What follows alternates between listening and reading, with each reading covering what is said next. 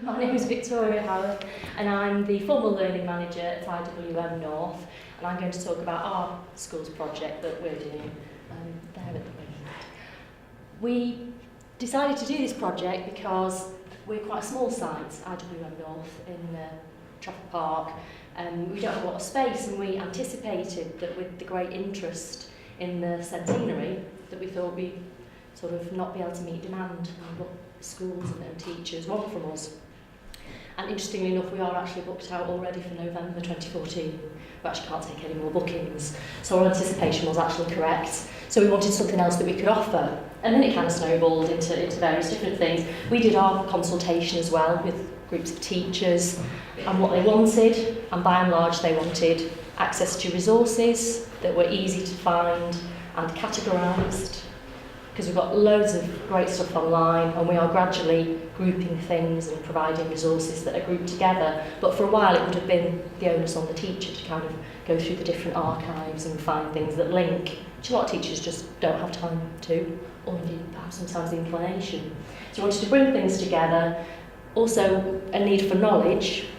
Many secondary school teachers do have quite a good knowledge of the First World War, or at least aspects of it.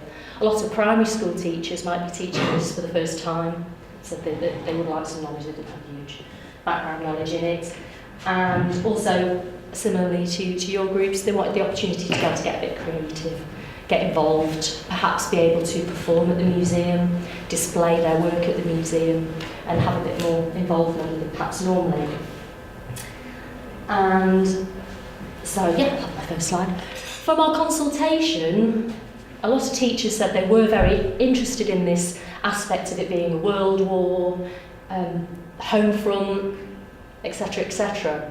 When we actually asked them to prioritise, the teachers still put soldiers, Western Front. These were all the things that were still at the top of the list, which I found a little bit disappointing. So we decided we must include that as well, but also provide the lesser known stories. Obviously, you've looked a lot at the Empire contribution, also a little bit at disability, mental, physical impact of war, and also that picture there, top left, that's actually an anti-German activity. They're actually attacking a shop in London, a German shop, after the sinking of the Lusitania. So this idea of sort of attitudes to war as well, and looking at propaganda, and why on earth would so many people initially get behind this war, and then their kind of opinions, etc. And if we look at the next one, we'll figure out what I'm up to. So some parts of the project have already finished, and one of them is that we now have some content in our special exhibition, which is called Finding. My project's called Finding. The actual exhibition is called From Street to Trench, a World War that Shaped a Region. And we worked with a secondary school, and they chose 6 stories, and they were all local stories. And this particular one, Altrincham College of Arts, researched the story of James Francis Kelly. So again, this is researching, choosing what they think is interesting. The school wrote the text panel, and then they also recorded a personal response of what they felt about the experience. They had to choose an image to represent their person, and 2 of the group actually had a family connection, and where they didn't, the students chose one because they had a local connection, perhaps to their school or the road that they lived in. So we got 6 sort of new stories that are now on a touch screen, and you touch the object that you're interested in, and then it throws up the page. But I thought we might be able to hear it. If you could click the play, we'll see if it works, of what they said about their experience of that. It's not playing. It played through mine, never mind. But if you click the next slide, that's okay. So, yeah, basically, they thought it was really poignant that he actually died the day before the armistice was signed. So that's why they chose the 10th of November as their item to represent their person. And Erin, she actually said, there you go, he died on the 10th of November 1980. This is significant yet devastating because he worked so hard throughout the war and then died the day before the end of the war. He never knew the war was going to end. I think this is so horrible for me because he was my great-great-uncle.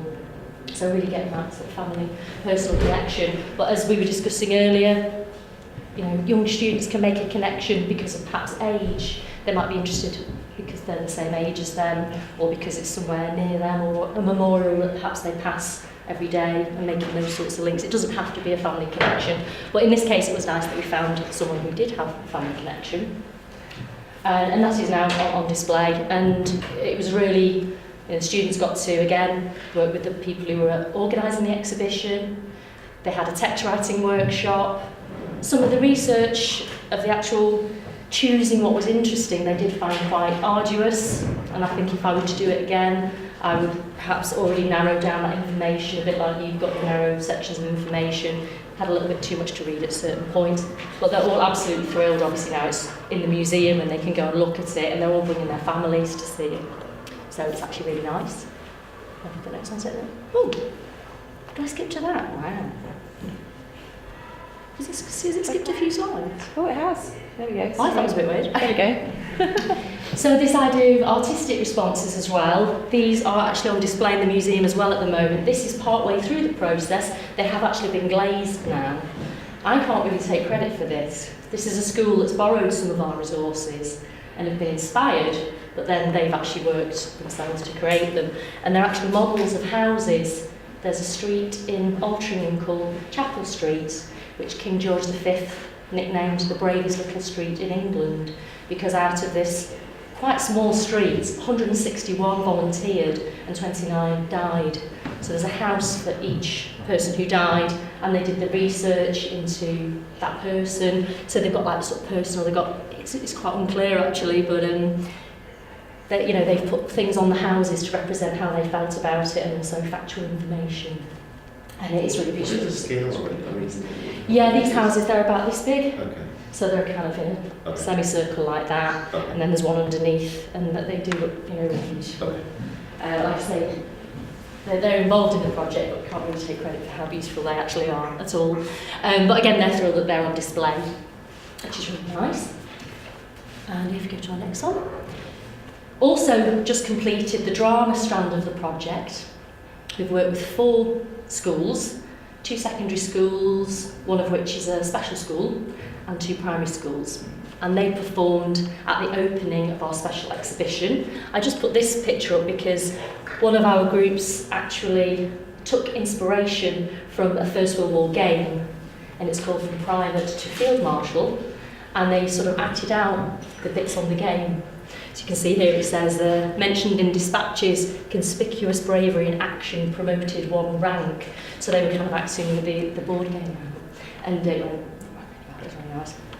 The other ones that we focused on were the story of the Manchester tunnellers.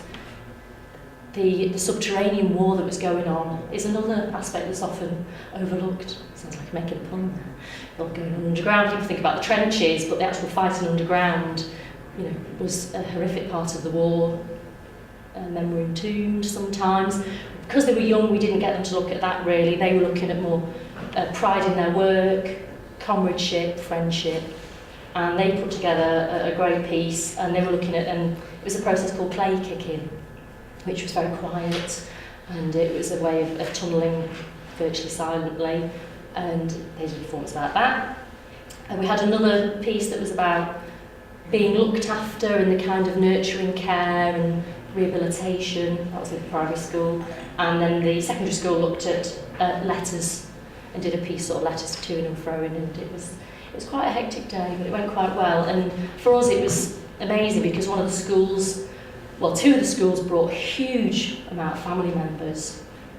Most of them had never been to the museum before, and they were also from sort of groups that often don't come to museums and are underrepresented, so we were really pleased. One performance got 200, another performance got 180, and like I say, a lot of people who wouldn't have been in the museum otherwise, and sort of were really thrilled to be able to take part in it.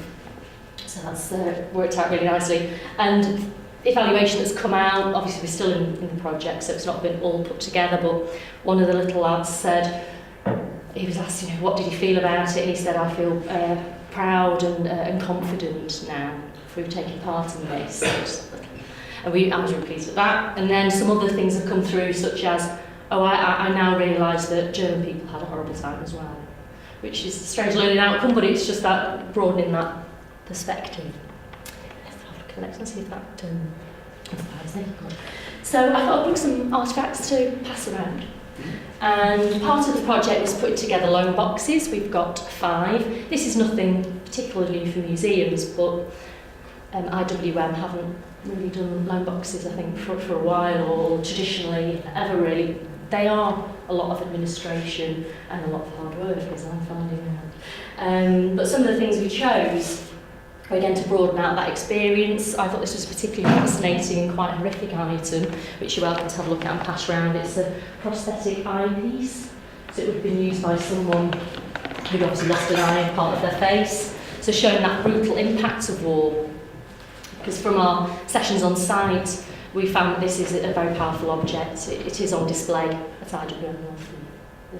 Could you once more explain what it is? It's to cover a hole in your face. Ah, okay. Yeah. Plastic surgery being very much in its infancy and progression being made throughout the war. So wouldn't have an artificial eye, so to say? I don't know why it hasn't got an eye in it. It's very strange. I have seen ones that do have eyes in them. That is strange that it doesn't have one. That's just how it is on display at the museum. And then some were connected to glasses and things, as you might have seen in that picture before. And in the loan box, we would link that to a sound clip. So there's a man talking about that experience. We have photographs of people having their prosthesis fitted, etc. So they wouldn't just get that. They'd get sound clips, photographs, and things to go with it. All the items are accompanied with a board. So, say for example, I didn't bring all of them because I didn't want to carry them. But this is another item we've got. So we've got an early form of gas protection. PH helmet and tube helmet, we sometimes call it. It was impregnated with chemicals to protect the wearer and bond with the flowing gas. But isn't that a replica? That is a replica, yes, that is a big replica. So we would have obviously a photo of people wearing it, we have some technical information about it, but then on the USB stick that we give, we would include a sound clip of someone talking about wearing one, being involved in a gas attack, and subsequently how it affected their lives or whatever. So making that bigger picture. So in a way, the objects are just a way in. But maybe I didn't get it. Those are things which you, like material you deliver to schools for them themselves to do, or yeah. So it's not something you do at the Imperial War Museum North, but it's something which is being schools can get. Correct. But we would do a training session for the teachers. And then they get the material, which is all replica, and they can work. It's not all replica. So some of them are real. I'm going to show you a couple of real items as well. So you do the training then first? Yes. Yeah. So we would do the training, show them the resources on the pen drive, obviously answer any questions, talk about how they might use them. Teachers can share ideas of how they want to use them. But yes, so then they would take them away for. We were promoting sort of cross-school working. So a number of our schools have used them, secondary schools have demonstrated the items to primary schools and used them in performances and this type of thing as well. So it's kind of gone across the board, but we do a training session and they have to sign up for the training session and then we book the date when they can borrow it. It might be a week or it might be longer. We were able to use some genuine items, one of which is this is a Women's Army Auxiliary cap badge. So this is looking at, again, the role of women, how they would take on jobs to release men to go to the front line. I've got a demonstrator.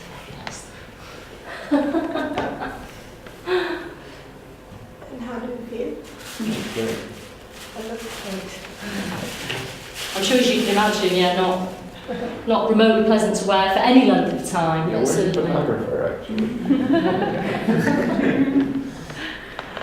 Other items that, I was going to show you the real ones. Wonderful. This is a genuine Derby scheme armband. In an attempt to avoid conscription, the Derby scheme was introduced whereby men could pledge their allegiance and say, I'm prepared to fight when called. Then they would wear this over their civilian clothing in an attempt to not be ridiculed or abused out in the street, because at that time, if you weren't seen to be fighting, you had a really hard time, and you could be called a coward, given the white feather. But yeah, that's a genuine dark scheme.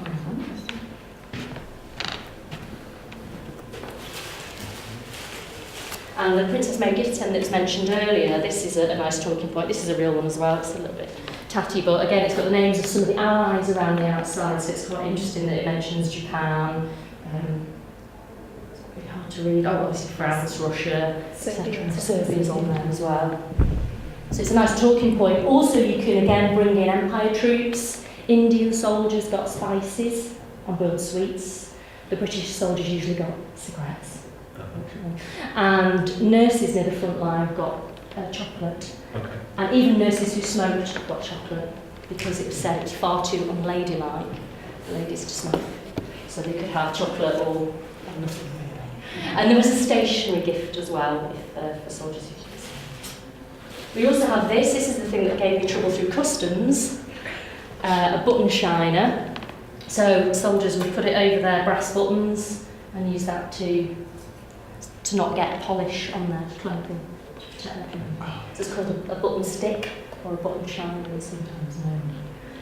And one of the feedback we actually got from one of the groups was, I can't believe that soldiers had to keep their buttons shiny in times of war, so that was kind of interesting. And we have actually two more real items, which is the postcards. These are very popular, embroidered postcards. These would be made by perhaps French and Belgian ladies trying to earn a few pennies. Are very popular to send back, which opens up the whole issue of communication. No telephone. Well, there was telephones, but very few people had a telephone. And they were all with wires anyway. Obviously no email, etc. So it gets me thinking about that type of thing. And then we've got this rather sad object, which is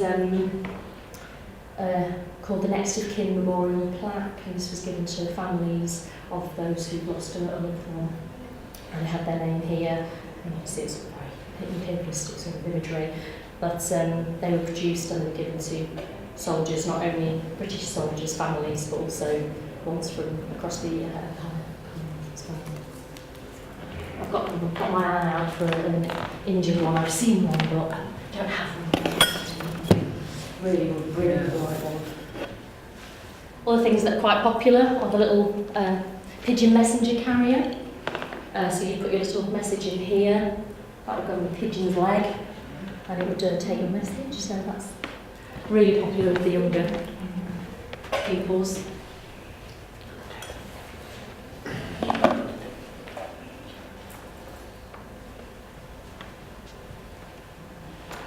And then we also had this made. This is a replica of a teddy bear made by a Frederick Biot, who made it for his daughter while he was in hospital injured. So again, it mixed injury, families being torn apart, and how do you carry on, etc., etc. But it throws some interesting questions, because obviously it's made for an old piece of uniform and stitched together quite badly. It's probably one of his first attempts at sewing, perhaps. Although we do have items in the collection by soldiers recuperating that are phenomenally detailed and beautifully made. It was something that the soldiers were given to do as a recuperation activity.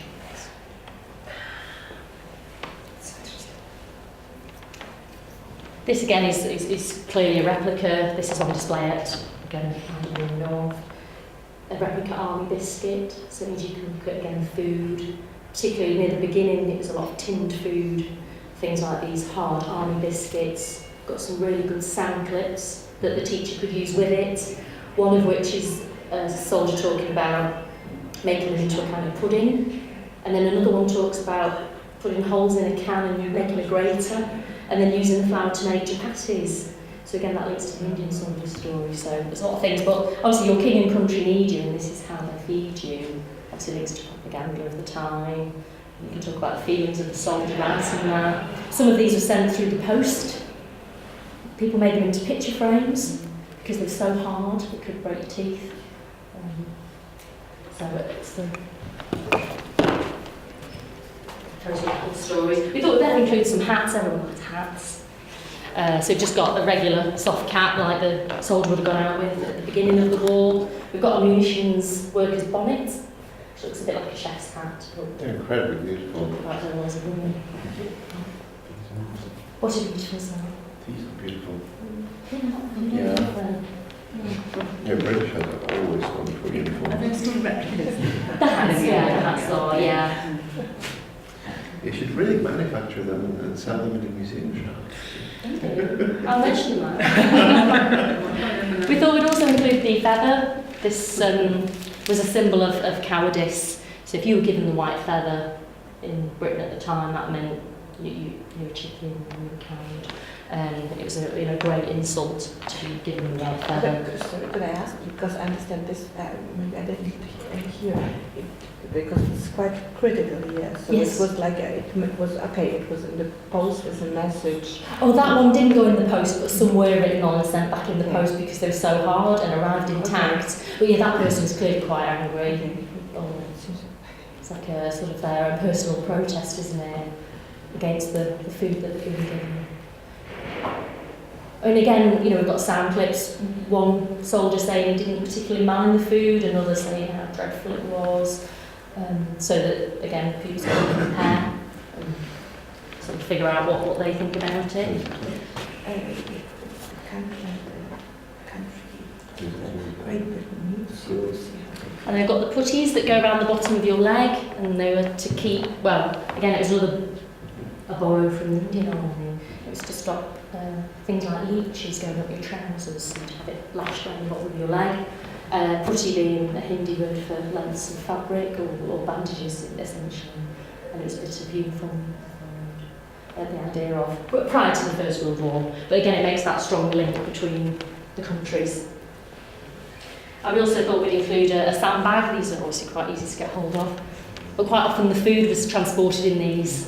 We have a quote from a man who said all the meat and the cheese and sawdust and all things all mixed up in the bag, and how disgusting it was, type of thing. But teachers could put things in there and guess the object, put your hand in that type of thing.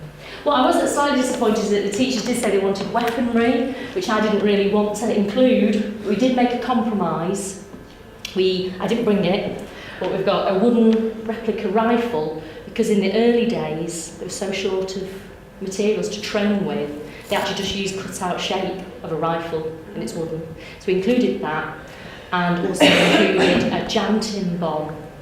Quite famously, there was a shell scandal, and they were running out of weaponry, and they made these jam tin bombs out of little bits of metal and fuse, so things that were lying around, particularly at Gallipoli, that they were used in huge quantities. So we've included a jam tin bomb as well.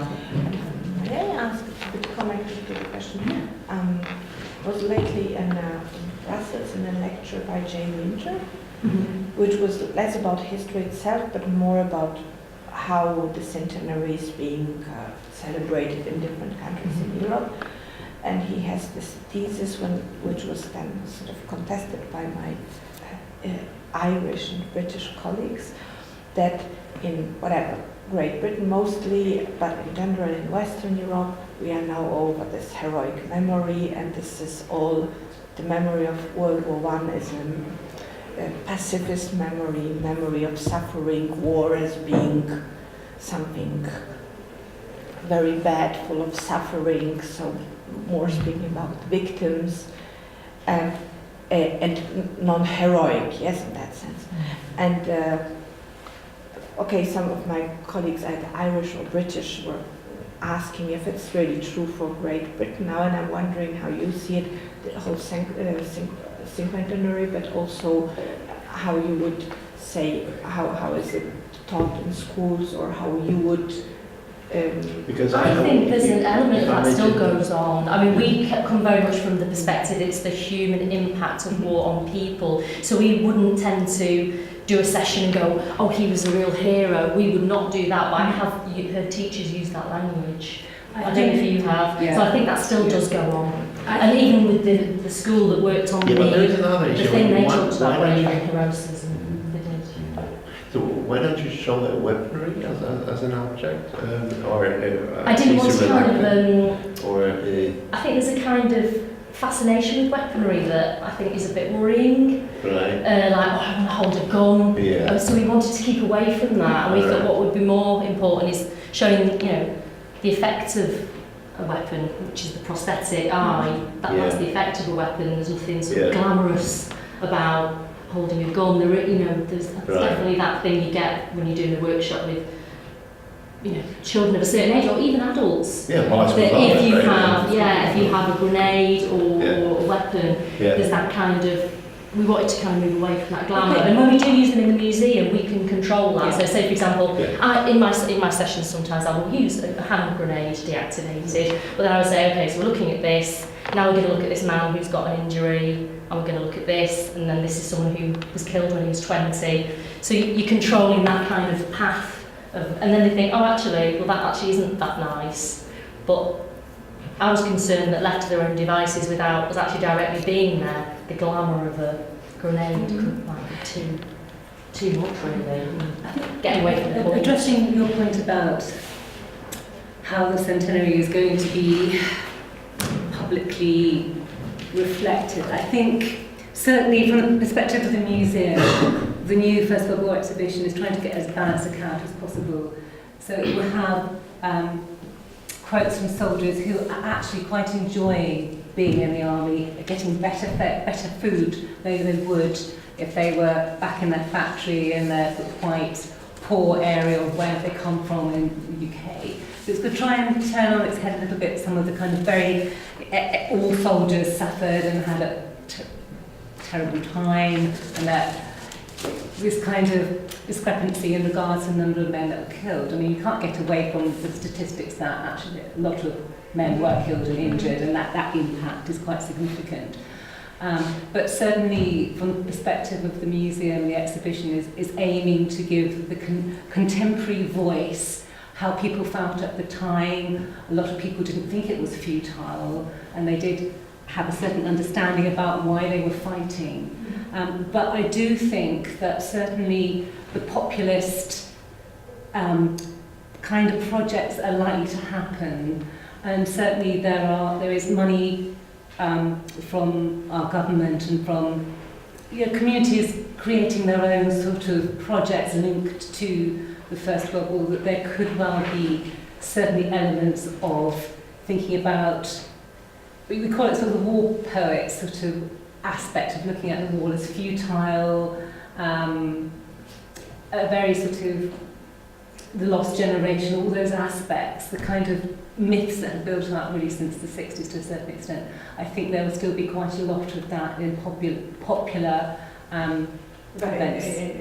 So not so much heroic, but the opposite, say. Yes? Yeah, I think it's sort of the lost generation idea, the Wilfred Owen sort of poetry of futility, which is an aspect of kind of cultural response to warfare. But I think there is a possibility that from some of the television programs that have been on, and things, there are elements that still kind of link back to that. But certainly from the perspective of the museum, the idea is that our exhibition and the events that we will have linked to it, certainly events that have an element of debate. I mean, there will be events where people can talk about these kinds of interpretations of history and understandings of history will be part of that programme.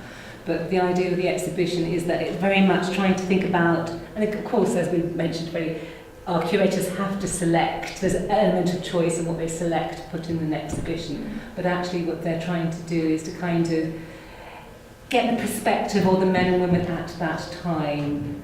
Yes, there's an element of hindsight. You can't possibly do an exhibition without having that, but to try and sort of, as much as possible, it's the opinions of the men on the front line, the women making the bombs in the factories, conscientious objectors who decided that they sort of make a stand, they don't want to actually take part as a competent. Those kinds of things. But I think it is an issue, definitely, in regards to the popular myths.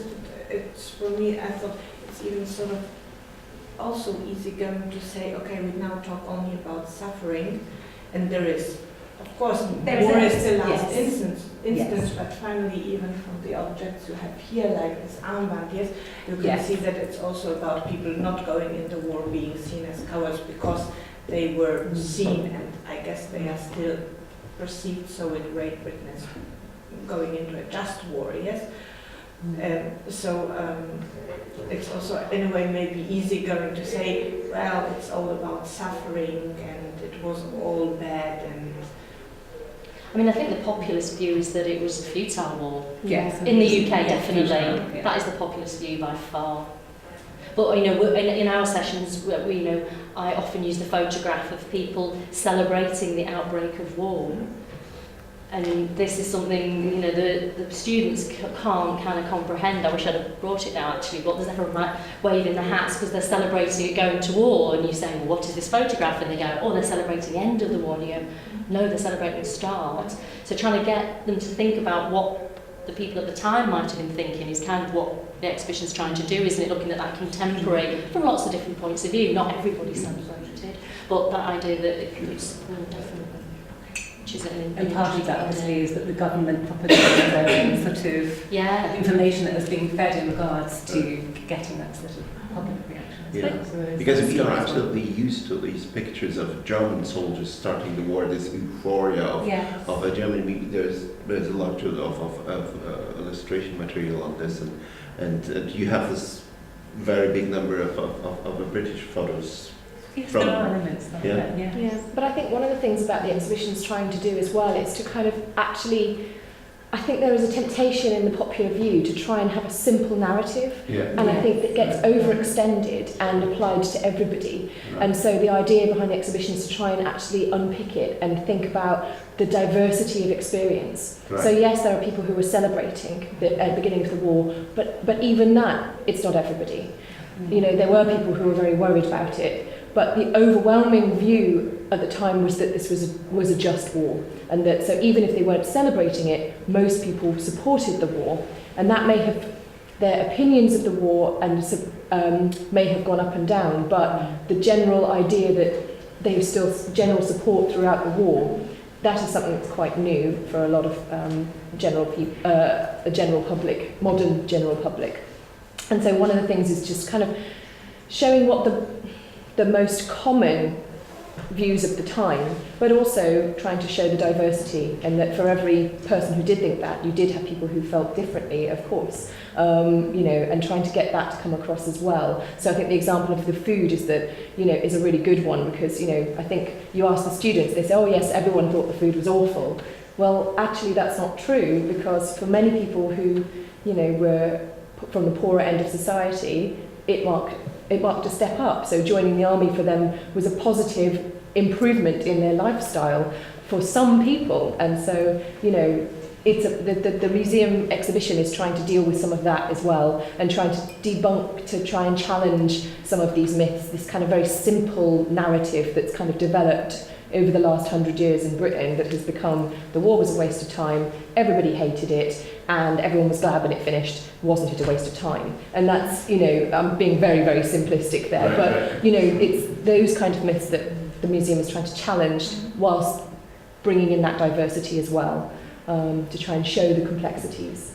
There's a lot to do in a very small exhibition, but, you know, we spent a long time on it, so I hope it does the job well. So get back to the low box. So yeah, like I said, we're including photograph sound clips and film clips, activities, including relating to, you know, maths, English, science. So to try and take this cross-curricular approach, and the training for teachers. Obviously, we've already mentioned that. Like I said, this kind of cross-school working we were trying to promote as well. And things that have happened so far is Pendleton College did a performance and actually used these items, and we trained the tutors, then they trained the students to present them. So they were all sort of stood around in row, and members of the general public were going around asking them about their item, and they were explaining it. And that was their introduction to their performance. So then they said, oh, you'll notice that this performance is actually taking place in the museum. So they made that link, so that meant that, you know, more people got to see and hear some of the stories. Also, it is a schools project, but we've had huge amount of interest, as I did kind of predict, from community groups. So, groups that work perhaps with reminiscence groups. I mean, reminiscence groups would be very unlikely to have anyone who even remembered the First World War as a child, but they might have stories of, they might remember stories of parents or grandparents, they're wanting to borrow it, scout groups and guide groups and things like that. We're limiting them to the school holidays so that we can still prioritise schools, because that's what we got the funding for, but they're proving very popular. They've been used on open nights. We've already, again, had a variety of artworks, and we're going to be running a competition, and the winning entries are going to be displayed in the museum in December. So we're going to have artwork displayed. There's a caption writing part of the competition where some of these items, they'll be asked to write a caption for it, and we'll display the best ones. Drama performance as well, and we'll allow a certain number of schools to perform their piece. And a poetry. I was a bit reluctant on the poetry because I've read some kids' First World War poetry, and it can sometimes be a bit too much focusing on stench and blood and things. So we'll have to select the ones to display very carefully from that. But people do like to write poems about the war. We've also included, as part of the evaluation, we give them a postcard that they write to the next group getting the box. So they go, oh, we've done this, we hope you'll like this, and then they put it in the box, and it's a copy of the one that's in there, so they can get to send a postcard to the next group. And I've got some there, if you have time or time, look at some of the things that people have said. Some I'm more happy with than others, but you never know what people are going to say. But yeah, overwhelmingly positive. We've already had 51 bookings, and we're likely to get a lot more. They're really booking out. We did know they'd be popular. So we're going to also train 10 sixth formers, so 16 to 18, to be tour guides in our special exhibition. So we'll get them to, again, select what do they find interesting, what do they think their peers will find interesting, make sure it's appropriate for a family group, etc., etc. Depending on the type of people who apply, we might get them to do voice projection training, or some of the ones from the drama school might need that, they might need more historical background. But throughout the process, we always involve a visit to the museum and some context all the way through it. Obviously, I mentioned the competition, and we're going to run the showcase event. It's going to run over 4 days, and hopefully it's going to get a lot of people into the museum again who perhaps don't normally visit. So that's going to be big. And then obviously going to have an in-depth evaluation where we pull everything together. Obviously we're evaluating as we go along, but putting that together will be interesting to see which bits work better than others. And yeah, I think I'll put that in just under time. I was just going to show you the pen drive if you just get that up. I'm not actually going to particularly go into anything, but just to show you the layout. Which one is it? Hang on. Let me see which one it is. No, it's not in there. It's another thing that's open.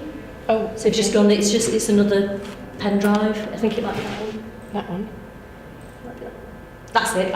So as you can see in the loan box, this is what they get, and I don't know whether you noticed that on the board we've kind of got a colour coding. So we've got personal story cards. A lot of them are local stories because that's what primary teachers said they wanted. But we've got a section on women, trench life, remembrance. In the post, then we look at the new weaponry such as tanks and gas, etc. Joining up, injuries. Got quite a section on the home front, food, Empire troops and involvement on other fronts, children and animals. So these were for all the topics that the teachers said they were interested in. So there's a lot on there. So within each category, there's film clips, sound clips, quotes, etc., etc., etc. And as best we can, we'll give them this on the training so that they can prepare before they get the box. So they know what's going to be in it. And they can plan ahead type thing, and they can just keep the USB. So when they come to the training, they'll keep the USB. And then when they get all the stuff, because you can see, I think as well, we've got loan box objects there, that little, if you just double click on that one. So that's basically got all the things that's going to be in it, so they can scroll through and know exactly what they need to do. And print them off as well if they want copies and things like that. And yeah, I think that's, I think we've got in quite well. So I think now, if you had any questions for any of us, I think now it'd be the time if anyone's got any additional things that they've been waiting or sitting on.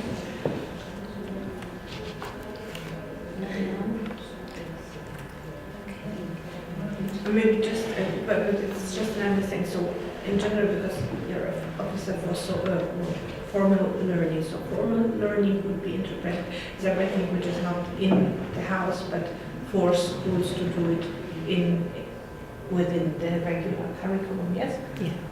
This particular thing. Yeah. But in general, So formal. you do it on the learning. site in school. No, but I mean general formal. The phrase learning. formal learning, what it means, is that Yeah. what you're saying? Yeah. So it's not just schools. It's anybody who's following a program of study as part of a formal program. So informal learning, for example, might be families who are visiting by themselves. Or So what you did, for yeah. example, the project.